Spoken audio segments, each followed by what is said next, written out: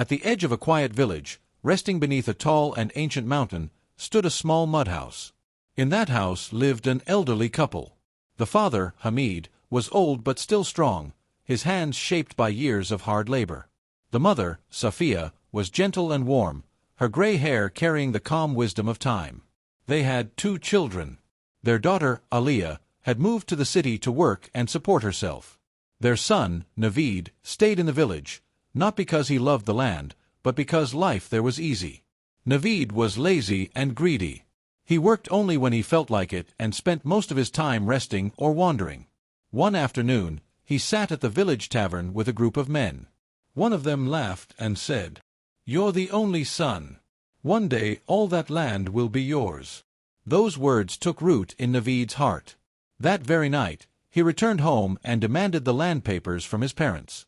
Hamid calmly told him that the land was divided, and his sister also had rightful ownership. Safia gently reminded him that land was not just property, it was responsibility. But Naveed refused to listen. He shouted that he would sell everything and live a better life. Hamid spoke softly, "Son, you cannot sell the land that feeds you." Safia warned, "You do not understand its true value." Still, Naveed ignored them. He brought strangers from the tavern, tried to find buyers, and even went to the town office to sell the land without permission. Each time he failed. The law protected the land, and both parents' signatures were required. One dark night, Naveed secretly took the old wooden box that held the land documents. Safia tried to stop him, but he promised to return it the next day. Hamid looked at him and said, "When you take what you did not earn, you only destroy yourself."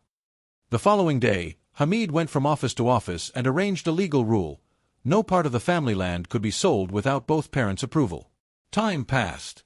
Safia grew weaker after years of worry and hard work. One quiet morning, she passed away in her sleep. Hamid was left alone, broken with grief.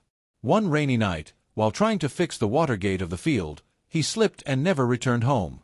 Now, Naveed finally had full control of the land. Blinded by pride, he sold everything: the fields, the yard, and finally the old mud house. He dreamed of building something grand, but built nothing at all. Slowly, the money vanished. Soon, Naveed had nothing left.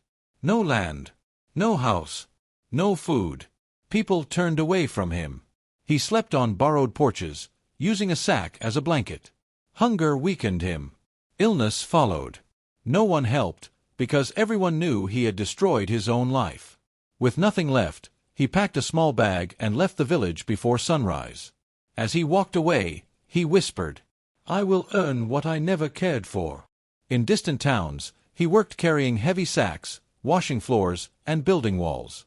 He often went hungry. His hands became rough, cracked, and wounded. He aged faster than time. One morning at a construction site, he looked at his broken hands and remembered his father repairing a wooden tool with care. Tears filled his eyes, not from anger, but from understanding the truth too late. Naveed never returned to the village.